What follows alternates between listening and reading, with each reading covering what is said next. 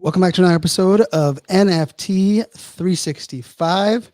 We are, of course, sponsored by the Crypto Business Conference, which is happening October 9th to the 11th in beautiful San Diego, California. And, one of the aspects of that, I really wanted to kind of tackle within really the origin of this podcast, really since the beginning, since, 240 plus episodes ago, when we were launching, as far as what really was the reasoning for us doing not only the daily podcast, right? And like, from a standpoint of like, from the outside, it can be looking at like, what was the original kind of motivation for this, right? And I've talked about it being like kind of the motivation of like, how do we establish trust? What does trust look like? But trust in this kind of like Web3 world is also something that can be, let's just face it, it's a little bit hard to wrap our head around. So I'm going to talk a little bit about that, but also talk about some of the conversations that I think are important to be had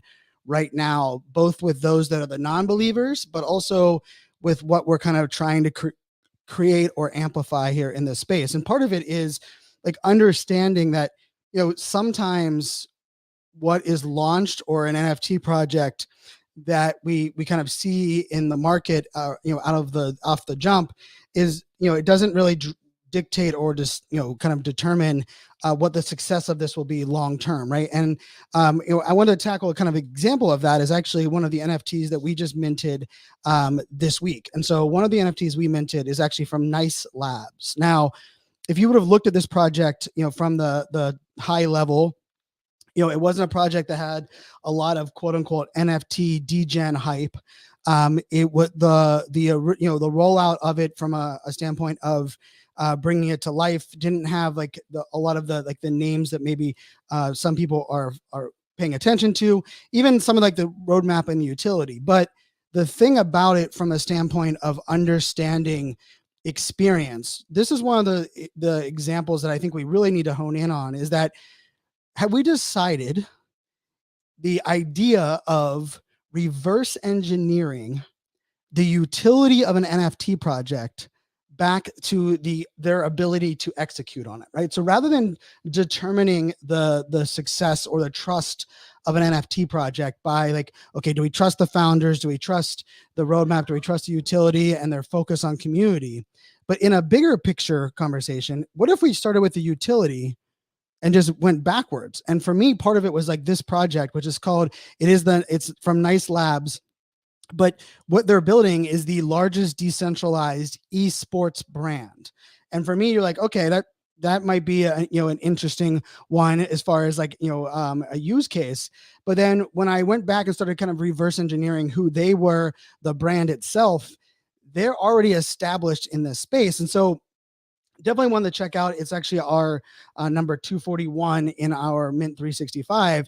But actually that kind of plays perfectly into the episode of, really understanding what it is, quote unquote, we're selling or we're positioning, or why the hell do NFTs even matter, or why does utility matter, or does crypto matter, or creator coins matter? And the caveat to this oftentimes is like that we use words like community, and we use words like metaverse. And I just think those are crutches. Like, honestly, when I'm in a Twitter space and I hear, a founder say, well, what we're building, the core of what we're building is community.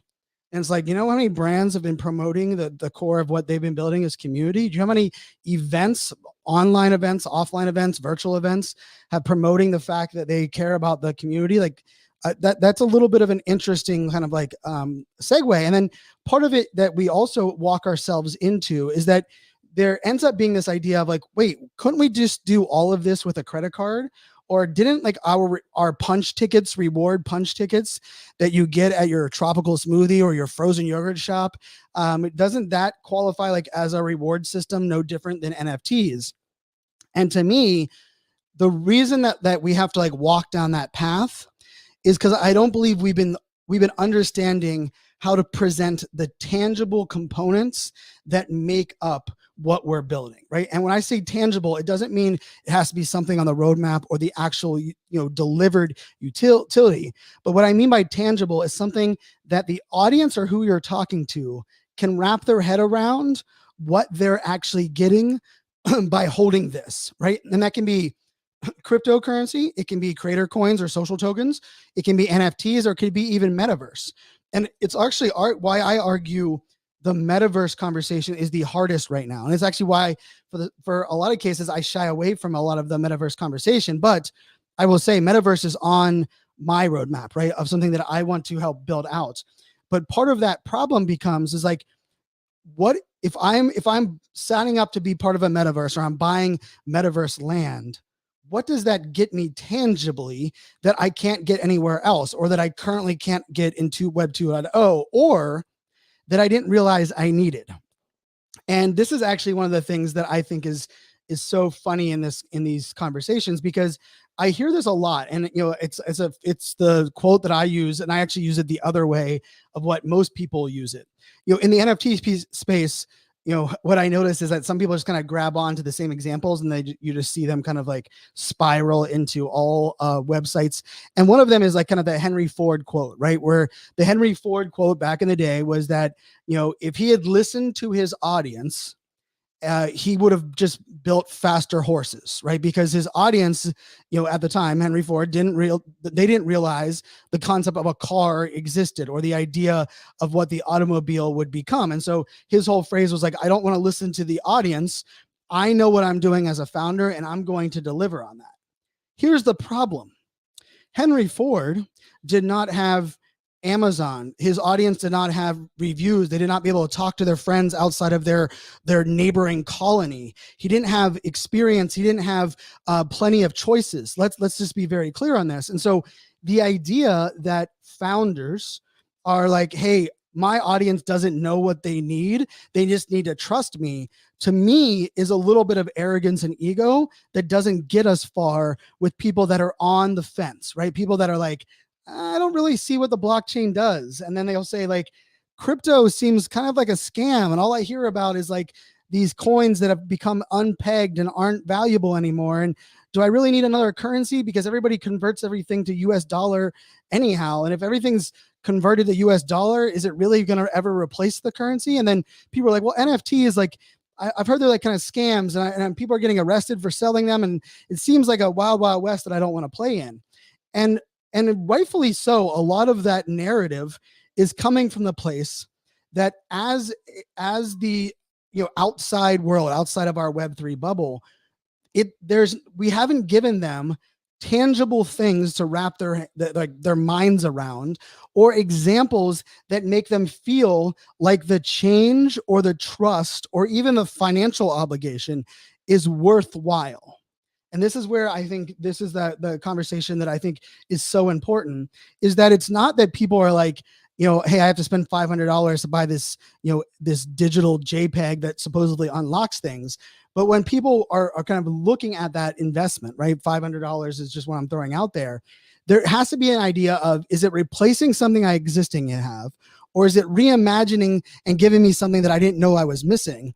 Or is it somewhere in that middle? And when I think about that Henry Ford quote, I think there's kind of like the two narratives to this conversation. And one of them is, the automobile didn't all of a sudden, drop out of the sky and become like the thing that everyone wanted to embrace, right? Like there was the idea of like, wait a second, like with horses, we fed them with, food that the horses eat, right? Versus like now all of a sudden we have to get, gas, or we have to get, a renewable resource. And then like, how are these going to scale? And then let's face it, they weren't thinking like what effect does this have on the environment, right? Like the fact that we continue to make more cars every single day, every week. Like, do we need more cars, or do we need to improve our existing cars, or get our existing cars to last longer, right? There's all that conversation in the car space, right? Since, Henry Ford invented, the automobile. And if we think about it in this transformation in Web3, it really ties down to Web 2. Like, I believe those of us that were all in on Web 2, and Gary Vaynerchuk called me out saying I wasn't very mature in my approach to Web 2 back in the day. But part of Web 2's problem was we couldn't explain what tangibly social media and content marketing provided for businesses. So for almost all of them for the first many years, and I mean, I would say almost 10 years, they looked at them as like, sure, those kids are on Instagram. They tell me I need a Twitter account, but like, I already have a digital marketing. I already have an ad budget, and then it was like Facebook all of a sudden gave the brands and the businesses data and information that they've been craving. And all of a sudden, Facebook became a no-brainer because all of a sudden, all of this data that we wanted from our customers and our clients was served up to us. And we could use that in a deliverable mechanism, which was Facebook ads, that scaled and that was, it was faster, it saved us money, and it was more targeted. And so if you think about it in the NFT space, what are we providing to people that is, helps with, the speed of delivery of something? But what are we providing for people that allows them to get to know others that they're connected with, which I think is part of the major value proposition here for NFTs.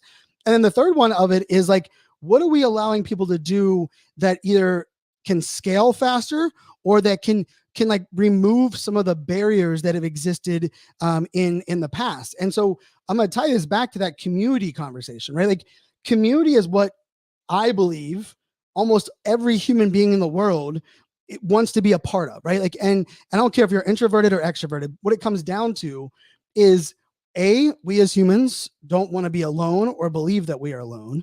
And then B, what it comes down to is we want to surround ourselves with people that believe in the things that we believe in and that want to accomplish the things that we want to accomplish. I mean, look at religion, look at politics. I mean, look at those two subsections, right? Religion and politics, right? The fact that people have go to a church or to a synagogue or to wherever they whichever you believe in, where you practice, and you're going there because everyone that walks in those doors have a shared purpose and like passion for believing in the same thing, right? And a lot of times people talk about like they're finding whoever their the higher power is, changing their life.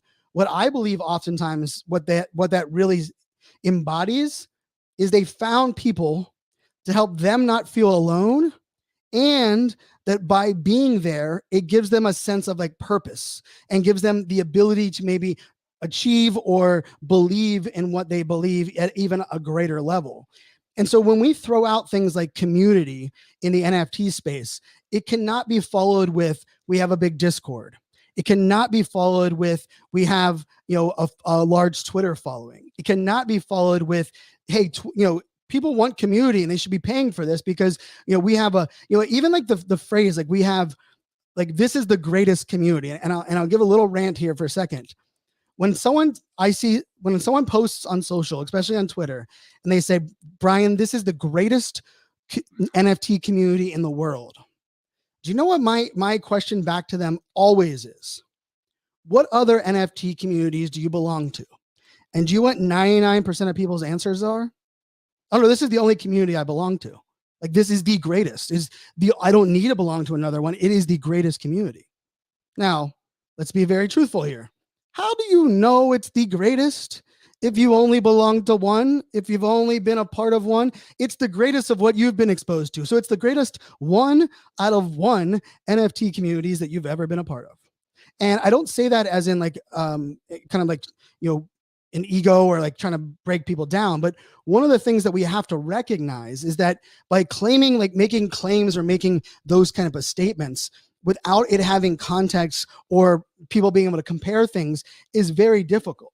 And I will also say it's part of why I love what the NFT industry provides us, because there is no niche, right? You can have a music NFT, an art NFT with utility, art NFT without utility. It can be one that is a metaverse game. It could be, you have so many different lanes that NFTs can help us in, from events to, sales and marketing to whatever that may be.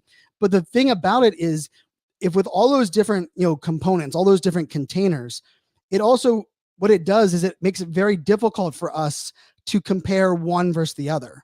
And so when we think about the idea of like, hey, our value is community, well, what does that mean? And then the audience that you're speaking to, one of the things we have to think about is, what do they visualize as community today? And are we replacing that? Are we reimagining that? Are we scaling that? Are we telling them that what they believed was community was broken, which for some people it is, right? Like for some people that like their view of what digital community is was having a following on Instagram. And it's like, is that a community or is that a following, right? Or their vision of what a community is like, hey, whenever I go to this this morning coffee or this weekly virtual event, you know, I'm able to connect with the leader of this group and he runs a great community. Well, he probably has built a great network, but I'm not sure if that is actually a community, because that community aspect is about connecting people within that group, right? It's that idea, that sense of belonging that I mentioned before.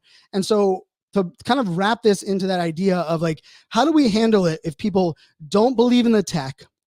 They believe that, you know, one of the underlying principles of this space is crypto, and they believe that's a scam. And then they believe all they hear is bad news about NFTs being stolen and it being kind of like the wild, wild west. How do we approach that in conversation? Well, it's we remove all of that vernacular, but we don't replace it with words like just vanity community or utility, or, you know, we can't just throw those things out, because as audience, as people that are consuming that, we have to have that something to compare it against, or something to evaluate it against, or we have to be better at delivering that value. So when I think about this from a standpoint of, you know, like, I believe that I have, because I've minted an NFT every single day for 242 days, that I believe that I don't believe anyone has done that for the last 242 days, that have gone on 15 blockchains and done that. And so I believe I can provide, you know, the experience to say, this is what a good minting experience is. This is what a good website is. This is what a good, you know, tangible, let's just say roadmap or delivery of that is, because I've been executing on that, and I can compare it against all of these projects that I've actually, you know, let's just say that I've actually been researching.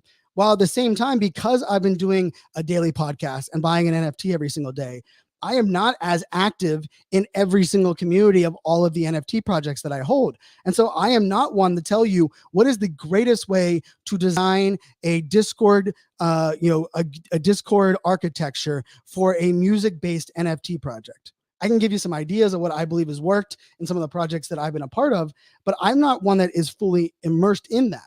And so when we think about this, and like I was thinking about this, especially from like the music perspective, right? There are some musicians that I believe will be, you know, will be dropping their NFTs very soon.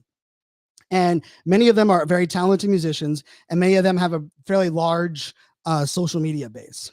The part that I'm afraid they are going to miss out on is, well, first of all, I'm not even afraid. I know this is the case. They're going to miss out on the education, right? They're going to forget the importance of educating this existing audience on what you need to know and what you need to set up and the accounts you need to set up to, you know, to jump into this NFT. But let's throw out the education piece for a second. What I believe that second part is that how are you going to compare that to what your audience already has in the deliverable of that like fan relationship for the musician? And I know I talk about this a lot on the here, but like Dave Matthews Band, right? I've been a Warehouse member since the second year that Warehouse came out back in 2005. But here's the truth. If Dave Matthews, which, hey, if someone on his team is listening, I'd love to help build a strategy for an NFT project. But if Dave Matthews was building an NFT project, I know that audience pretty darn well. Been to, you know, 70 plus concerts, right? Here's the thing about what that value prop would need to be is that I know as a Dave Matthews Band fan what we care about, right? The fact that there's a Facebook group called the DMB Couch Tours, and every single concert there is at least one person Facebook living into that Facebook group that we get to watch all of the streams live. And Dave years ago gave up and said, hey, I'm going to stop blocking people from streaming my music or capturing it. I'm just going to embrace it. So he lets people, you know, put up their satellite poles with their microphones on it. People are live streaming. I watched the show last night, one of Dave's shows, and it felt like the person was on stage with him. And so if someone was like presenting, like if Dave hired I'm putting air quotes up there for the audience. If Dave hired a music NFT marketing agency, I guarantee they would be like, you need to give people access to your music, Dave, your live streams. You need to put all of those out there. And the problem with that is You don't know the audience, and you don't know that the delivery mechanism for that already exists. And guess what? Most of us love it. Like if you had told me that Dave Matthews is dropping an NFT project and he's going to stop that Facebook group and stop people from live streaming the music on the different websites that exist, from Ants Marching and different ones, and he's going to force it all in a Discord, I would hate that NFT project and I would not want to be a part of it. So if we think about this, right, the bigger conversation of what needs to be had here is that when we are presenting this information and we're looking across the board, especially if someone doesn't like the tech and someone isn't sure about crypto and is confused about NFTs, is we really do need to reverse engineer from the standpoint of like, what is currently the audience visual or example of what we're providing? And then what are we providing? And it can be, just be clear, it can be a simple replacement, right? Like let's not like kind of let's not minimize the fact that we don't always have to reimagine or reinvent, right? Like, and I'll use the example that everyone uses because I just like the example still, right? Uber did not reinvent or didn't invent the idea of hailing a car to drive you from point A to point B so you don't have to drive. The taxi cab already existed, right? What did they do? They all of a sudden made it easier. They made it in our phone for payment and structure. They allowed us the ability to ride in a vehicle that was different than what we were, presenting. And they were also able to, like, in many ways, make us feel safer, even if we weren't safer. They presented that view. And so they didn't reinvent, but they did reimagine the way that it is packaged. And so I look at NFT projects now when I'm researching them for, I'm researching one right now that we're thinking about minting on Thursday. And what I'm kind of evaluating is, how much do I trust this team to reimagine what they were really good at executing in the Web 2 world into the Web 3 world? Because I will leave you with this piece to wrap our minds around. One of the things that I've heard a lot lately on podcasts where people are interviewing, influencers or big NFT investors. And what they say is oftentimes, well, I pick projects where the founders have already proven that they could execute on that exact deliverable in Web 2. And the truth is, just because someone could have delivered it in Web 2 does not mean they have the team or the capability to reimagine it in Web 3. But if they have the track record of reimagining and reinventing in Web 2, which, let's just be very clear on that, innovation happened across Web 2 from day one to where we're at now. Remember, Instagram rolled out as a platform that did one thing and one thing well, and it was sharing photos. Now Instagram does 771 things not really well, and it's very confusing interface, and I have to swipe left, right, upside down, backwards. The reels go up one direction and other. Now they're posting to Facebook and to all these other places, and I got to create a dashboard. Let's be real, like, Instagram in Web 2 reimagined itself 50 times. I would argue not for the better, but it also it understood that reimagining. So for me, the piece of this that now I'm taking this a step deeper is that I don't just need to know that someone or some brand or some people had executed in Web 2. I want to know how open and willing are they to change? What is their adaptability? And then, even at a bigger picture, how good are they at communicating to their audience the need and the desire to change without presenting it as change?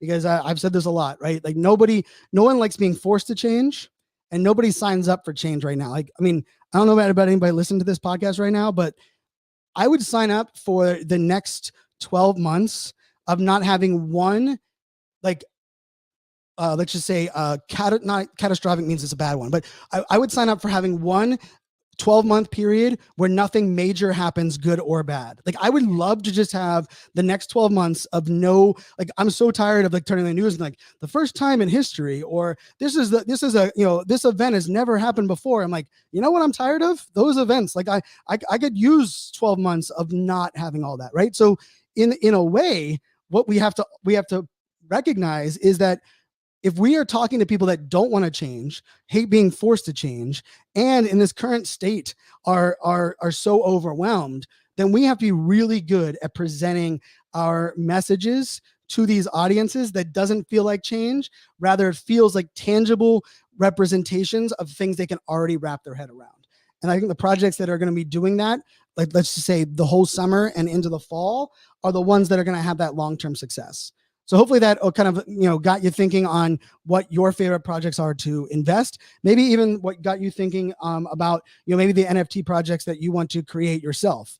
And of course, our sponsor, Crypto Business Conference, which is happening October 9th to the 11th there in beautiful San Diego, California. That's what they're, really focused on. And what I think is beautiful about this this event is that they have a networking plaza that is set up, which is like themed tables and meetup opportunities. So for anyone that's been to a lot of these events, it was kind of hard to find people that like wanted to talk about the same things you wanted to talk about. Like if you were a developer, or maybe you were in the music space, like you had to go to like the music talk. But then like after the person was done talking, like how did you find others that were there? What's beautiful about this event for Crypto Business Conference is they actually have a networking plaza with those assigned tables that are themed. So you'll see tables that have the different names on them. And the reason I can say this with like tangible visibility is that I've already been to their events for 8 years. And this was one of the things that people loved about the past events that they put together, is these great networking plazas. So definitely check out the Crypto Business Conference happening in San Diego, California. And I will leave you with this, as much as change is scary, as much as change can be overwhelming, as much as like this space right now can be a lot for us to handle, there's one thing that we have to just kind of own when it comes to change. And that is that, change is not the result of just bad decisions or wrong decisions. And I think oftentimes that's how we look at change. We're like, oh, I have to change where I live. I have to change my kid's school because my kid got kicked out of this school, or whatever that may be. Well, what if you're changing just based because the information you have at your disposal right now is better information than you had previously? That's actually changed just based on the data at your disposal is better and different. And so I think we can look at change as not something that has to be as overwhelming, that doesn't have to be bad, and doesn't have to be something we feel forced to do. And I think if each of us kind of look at change through that lens, I think we can make this whole kind of transformation, this migration into Web3 a little bit smoother, and hopefully a little bit easier for all those involved. Because there's one thing that I remember from those Web 2 days is that, man, I mean, I did not love 7+ years going into giant corporations and them saying, Brian, we already have an online community and we use social media. Didn't you see our Twitter account? We post our press releases once a week. Okay. You just taking what worked in Web 1 and blasting out on Web 2 does not mean you embrace the change that Web 2 has to offer. And I'm really hoping that we don't walk down that same path here in Web 3. As always, thank you guys so much for tuning in. If you love the podcast, make sure you do hit subscribe, punch that subscribe button, or follow button if you're on Spotify. Or maybe you're like, you know what? I like listening to the podcast, but I also, I would love to watch the video side of this. We are on YouTube as well. Just search NFT 365 and then hit that subscribe button there over on YouTube. So until tomorrow, my friends, make it a great day. Cheers.